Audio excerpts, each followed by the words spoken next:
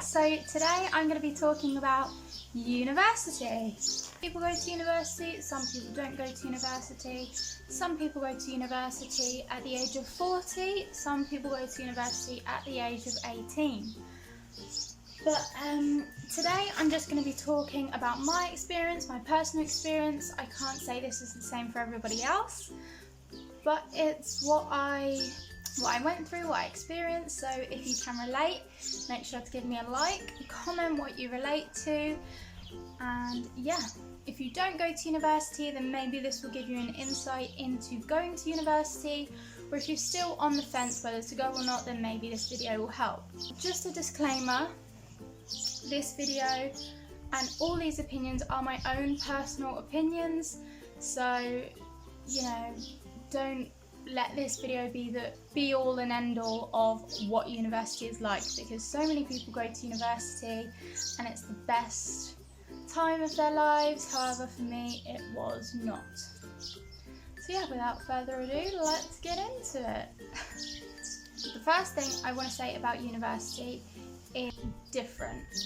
It is completely different to anything I had ever gone through or studied or anything like that. I studied my primary education and my secondary education in Spanish state school, and then my A-levels I took in an international school, was a bit more strict and a bit more rules to it, official exams and all stuff like that.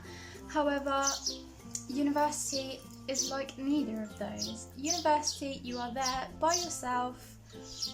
You have to get up, get dressed, get your work done, pay your bills, and not just the living lifestyle in university, but the learning itself is so different. Now, I don't know if it's because my institution didn't prepare me for this, or because it's just no one can prepare you for life at university. Should mention, I studied animal behaviour, first year animal behaviour, and yeah, the way it worked is you learnt something one week and then you didn't touch on it again until the exam. Modules and the subjects do have a lot to do with each other in that particular course. However, it's very quick. If you're not there paying attention, then you're going to miss out. And so many people say, oh yeah, your first year is not that bad, and your first year is not that bad, it doesn't count towards your final grade. It doesn't, but you still have to pass.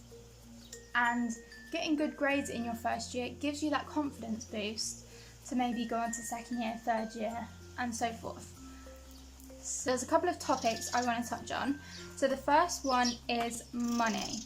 Now, as a student, I believe no matter where you come from in life, money is going to be a struggle at university.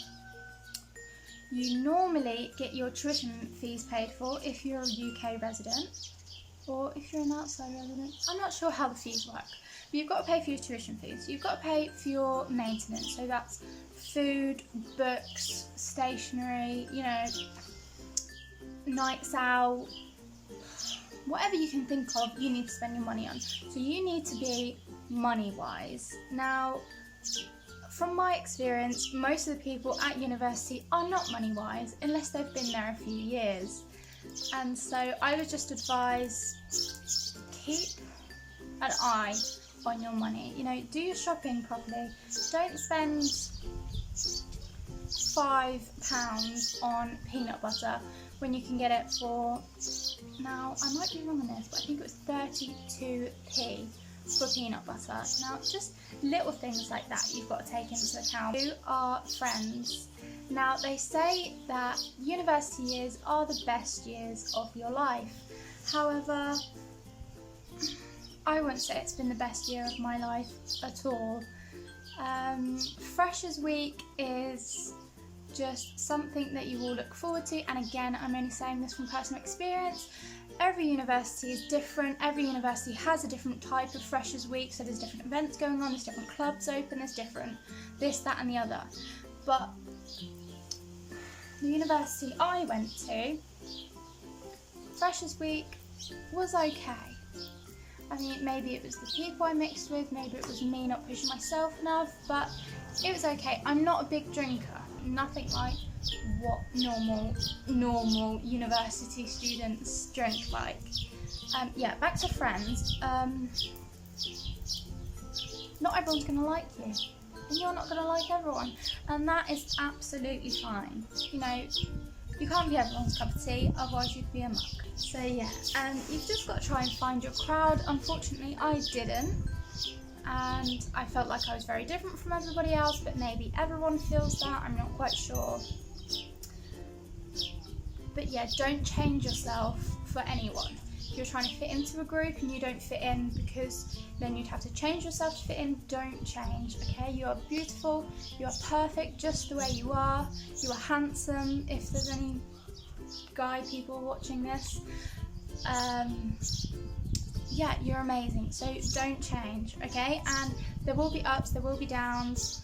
Me personally, I had a few more downs than I did ups, just simply because I stuck up for myself. If something wasn't right, I'd say it wasn't right. I never intended to be rude, never intended to be, you know, horrible. I don't like to think I'm a horrible person, and anyone who knows me, I would hope they wouldn't say I'm a horrible person, but I do stick up for myself and I do say what's right if I believe that's what's right. So yeah, some people don't like that, but that's fine. You know, you're gonna not like people and you're gonna like people and you're gonna love people, so keep an open mind.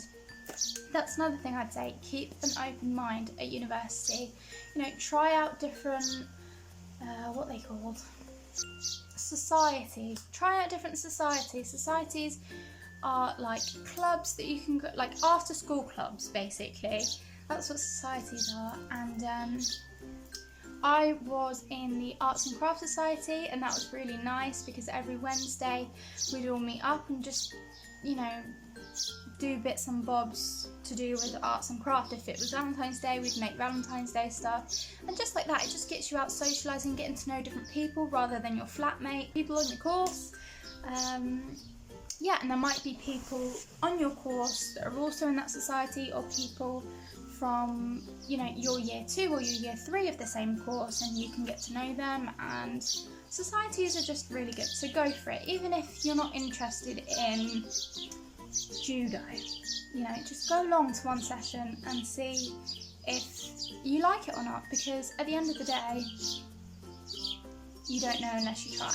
And on Freshers Week, this at my university, all the societies were sort of like a free trial, so you could go in and try them and see if you like them. And then there is a subscription fee, but it's like £3. So, like I did say, you have got to be careful with your money, but if that society is going to bring you happiness, just go for it. The thing, referring back to money, unless you get a job, you are going to have to budget. And even when you have got a job, you're going to have to budget. But I would recommend getting a job just because you have that little extra income. Maybe not a full-time job, maybe a part-time job. You know, you could work in a bar, work in a pub, work in a restaurant. Even if you've never done that stuff before, they're very open to new people and training them and stuff. I personally worked in a pub and it was great fun. Honestly, that is probably the best bit about university, was working in the pub. Got to meet a lot of nice people. Coming into Cambridge on holiday, just sightseeing. On open days at our university, all the students, like A-level students, would come in because it was quite close to the university, and they'd chat to me. My co-workers as well were just really nice people, and I'm glad I pushed myself to get that job. And yeah, so yeah, get a job if you can. If not, don't stress. Don't stress. Don't stress. But yeah, jobs are good. Good for confidence, good for money, good for socialising, good. Next one is cleaning. Now, if you're not a clean person anyway, you're not going to be clean at university, okay? Clean, I don't mean clean, I mean like organised. Everyone can change, don't get me wrong. Before I left university, I was a typical teenager with my room. It was very messy, there was clothes on the floor, you know, empty glasses on my desk where I'd had a glass of water and not taken the glass into the kitchen, and stuff like that. So you do have to decide if you want to carry on like that, or you know, you need to step up. You're living by yourself now, you have responsibilities, you need to think for yourself. And so cleanliness and organisation is a big thing, I would say, because think for yourself, you have responsibilities, so you also have to have respect for others, especially your flatmates. So just come to an agreement. You know, you can ask anyone who's at university, and I guarantee that their kitchen was never clean, especially in student accommodation. Like if you move in with friends or something, then maybe the kitchen scenario is a bit different, but student accommodation kitchen, you want to get a tetanus jab, a penicillin jab, any jab that you can think of after you leave that kitchen. Do not think about going in there barefoot. Do not think about cutting anything on the side, because you'll probably catch something. Oh, it's just a nightmare. So yeah, be prepared for that if you're going to university, and if you've already been to university and stayed in student accommodation, comment your worst experience in the kitchen, because there's been many. There will be people sleeping on the floor, there will be people being sick on the floor, the amount of things that end up on the floor you don't even want to know, mouldy bread on the side, and that's just the kitchen. In your room, I actually decided, like I said, I was quite a messy person, and when I moved to university, because the student accommodation rooms are quite small, I decided to become organised and keep it clean as much as possible, just for my own personal headspace as well. So it is possible, and you can do it. So the next topic I'm going to hit on is homesickness. Now, again, I'm speaking from personal experience, but some people that I have spoken to and my flatmates back in the time I was in university, everyone experiences homesickness. It's nothing to be ashamed of. You know, you've lived at home your whole life. You may have lived with your parents or your grandparents or your auntie and your uncle or your brothers and sisters, but it's been a home. Anyone's scenario, you're in a completely different place, completely different bedroom, completely different city if you don't already live in that city, and everything's going to be completely different. You are going to miss home. I missed home like crazy. Not only did I miss all my animals, because anyone who knows me knows I love animals, and moving to Cambridge did not have many animals. There are a few cows out just randomly in a field, which I was so happy to see. Apparently that's normal in England, but you don't really see that over here in Spain. So yeah, I was so happy to see the cows, and I'd run by the river just to see the ducks and stuff. But yeah, I missed my animals a lot. I also missed my family a lot. Now, my family do get on my nerves sometimes, like I imagine all families get on everyone's nerves sometimes, but I did miss them. And also I was in a long distance relationship. We worked together and we managed to, you know, see each other maybe once a month. I would fly back home, he would come over to me, but it's hard. It is hard, and anyone who's done a long distance relationship, I salute you, because it is hard and you will miss your significant other. Homesickness is a big thing, and some people will say once you start university, you know, you are going to feel homesick, but then once it gets to Christmas, you come back home for Christmas, then you go back to your student accommodation. It's going to be completely different. You're not going to be as homesick. You're going to realise that you want to be away from home. And yeah, in a sense it was like that, but I still miss home so much. I miss the sun.